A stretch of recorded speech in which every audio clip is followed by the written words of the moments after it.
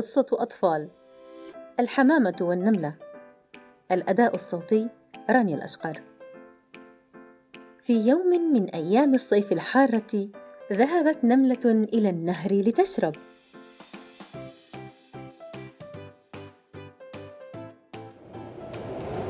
فسقطت في الماء ولم تستطع الخروج منه.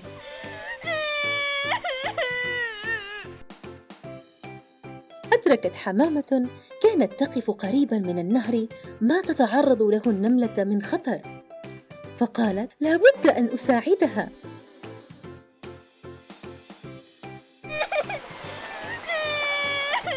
وقالت النملة وقد نجت من الغرق: شكرا لك سيدتي الحمامة، أرجو أن أساعدك ذات يوم.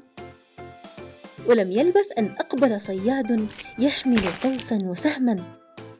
رأى الحمامة فوق الشجرة فتأهب لصيدها. عندئذ أسرعت النملة إلى ساق الرجل فعضته بشدة، فقفز الرجل من الألم وطاش سهمه في الهواء. طارت الحمامة مبتعدة عن الخطر وقالت للنملة: شكرا لك أيتها النملة الصغيرة، فقد استطعت مساعدتي حقا. المغزى يا أصدقاء: المرء مهما صغر يستطيع أن يقدم المساعدة.